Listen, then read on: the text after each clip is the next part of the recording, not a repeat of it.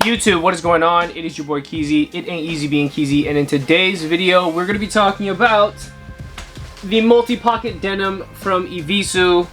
This almost looks like a really cool thumbnail, but yeah, this is the multi-pocket denim from EVISU that they've made many different pairs today, but I'm gonna go through kind of my review on this pair because this is currently the only one that I own. I used to own the other ones way back in the day, but we'll talk about that too in a minute. But let's get it.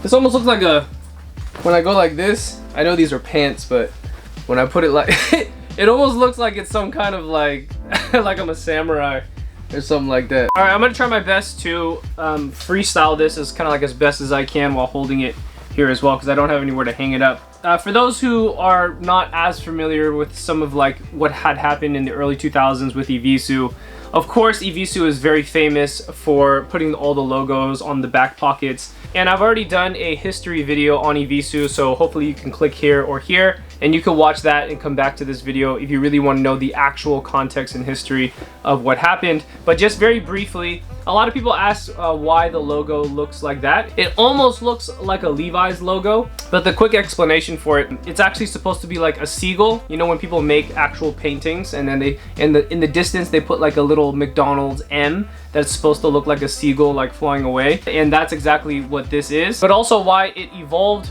to this particular logo is because originally it actually was the Levi's logo, to my understanding, and way back I believe in the late 90s, early 2000s, EVISU basically started out because it was trying to combat what Levi's was doing, because Levi's at the time became so massive and they started mass producing denim, and Yamani, the owner, basically wanted to bring it all the way back to like the 1950s to the 1960s on how they made denim back then, which is like the purest form of raw denim. If anybody knows, when it comes to the Japanese side of EVISU, I think even back then they can only produce like 14 pairs of pants in a day. I'm pretty sure that's not the case anymore, unless that is still the case, and maybe they just haven't changed the machinery, I don't know. But it just became really exclusive. And then of course, what separated EVISU was having like very big, crazy, loud designs on the back and even on the front of their pants. More specifically their pants. Of course they made other garments. Some people, I don't know why, but some people like try to like diss EVISU when they're talking to me, and they try to say like, oh, EVISU's only known for the denim and nobody buys the clothes. Like, trust me, people buy the clothes. It's a full-fledged brand. They make any type of garment that you could think of. Their international website probably has whatever is trending per the moment. They'll make something to combat that. But not only just their international site, even their Japanese site, or just what is provided in Japan that you can buy there itself, they have a ton of different things. I mean, if you walk into an actual EVISU store, and I've only been into one in Japan, but if you walk into an actual EVISU store in Japan, like it's literally like a denim like museum. You know, it's crazy in there. The minute you walk in, everything is made out of denim. It's nuts. They make like these, oh actually, you know what, I could show you. Hold on, I've showed the channel this once before, but people probably never watched it. So I went to the Tokyo EVISU store. I think it was Tokyo. I went there by myself, and I was in Japan by myself for like 2 weeks, and I have a video of this. This was like in the beginning when I first started my channel. When I was in Japan, my #1 goal was like, I have to go to the EVISU store. I have to. This is like 3 years ago now. 2 years ago, 3 years ago, whatever. And that was like my main goal. That was the first place I went to the day I woke up and I had time to go places and go do things and kind of figured out how to get around the city. And I got there. Of course, I didn't really have enough money because I spent a majority of my money on other stuff during the trip. But I went in there and I had to buy something. But just to give you like a little bit of an example of like everything is made out of denim. Like this book that you see right here is made out of denim. Like this is a denim book. Like it's wrapped in denim. Like how crazy is that? But going back on the topic of not having enough like funds to buy something, I really regret not buying like a pair of pants in there or whatever. But before I walked out of there, I was like, I gotta get something. Like this is a brand that I've been into since like 2006?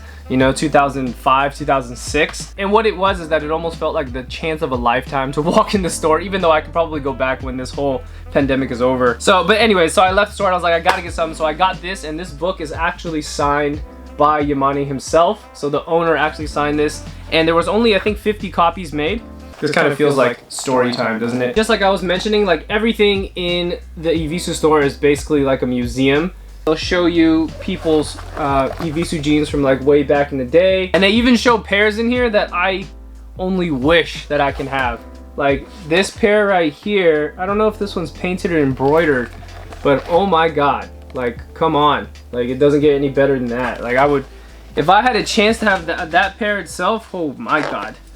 But yeah, I mean, anyways, this book is really just for me to like drool over than it is for like anything else. And also it kind of holds you know, a good place in time that one, I started my channel, two, I went all the way to Japan and happened to get this at the actual store. Even though it's not a clothing item, it's not something that I can wear, it's definitely something that I can keep and, you know, just kind of keep here in my little office that we got here. So hold on, let me fold these up. I'm kind of tired of holding them and talking at the same time. Put it here. Can you still see it?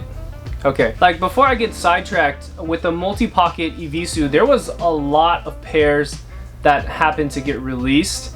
And I think for some EVISU collectors, I actually don't really personally know any EVISU collectors other than myself here in the US. Maybe there's some elsewhere. I know maybe like one other person. Anywho, but for people that probably collect, it's like, it's a staple to have the multi-pocket. Like you gotta have at least one. And it's funny, I only have one now. But honestly, they're pretty hard to get. And also like a lot of them ended up getting replicated. But it was really only this pair right here that got replicated. But the pair that everybody wants is this pair right here, which in turn is confusing because they also made this pair, and I'm not 100% sure if that pair right there is authentic. I think it is, but maybe someone that's watching could clarify for me that's known more about EVISU than myself. But the way I kind of like look at the multi-pocket, I kind of look at it like a Chicago 1, because when you talk about Jordans and then you talk about the Chicago 1, that's like the pinnacle for some, right? Because right now it costs like $700. It's very expensive. And also that pair is like highly replicated. Like many people replicate the Chicago 1, even remake the Chicago 1. You get the point. But over the years, Jordan and EVISU, when it comes to the multi-pocket and the Chicago had been released many times, and same with the EVISU multi-pocket denim. Like they both have been released many times, except when we talk about Jordan and its consumers, the consumers all want the Chicago, right? But Jordan doesn't come out with the Chicago. What does he come out with? He comes out with this and stuff like this and stuff like that and that. Like what is that? When all along all the customers wanted is just, hey, can you just please remake the regular Chicago 1?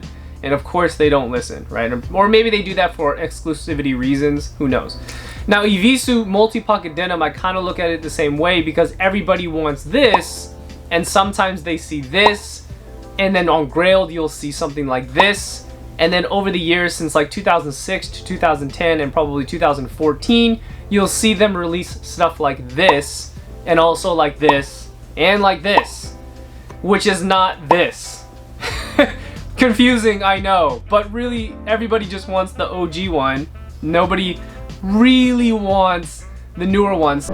So this also leads me to the conversation that this pair, the only thing and my only pet peeve about this pair is that the back goal on it is a skinny goal, and this is kind of like more the modern goal, and I believe it's probably because Edison Chen, I don't know what year exactly Edison Chen ended up coming to EVISU, but probably the year that he jumped on board to be their creative designer for the brand. He ended up kind of changing and manipulating the goal a little bit, and I think the goal has really changed over the years. Like I don't like the skinny goal, not really. Kind of like this. Like this is the type of goal that I like. The goal where they're super thick, sometimes they're outlined. They don't look skinny. The skinny ones, they don't look like they got enough, like, I don't know the words to explain it, but they don't have enough like oomph to it, you know?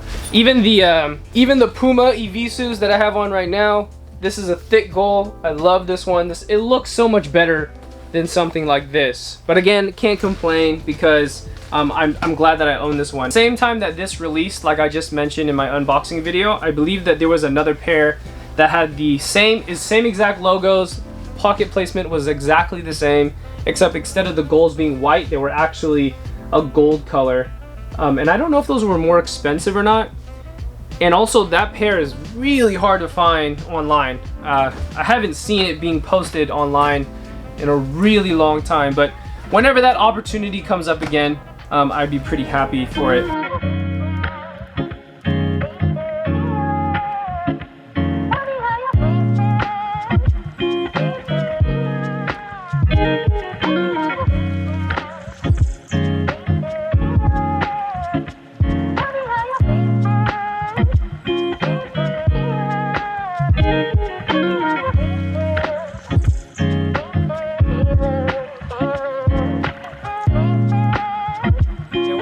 Say about this, I mean, there's so much to talk about when it comes to the multi-pocket EVISU.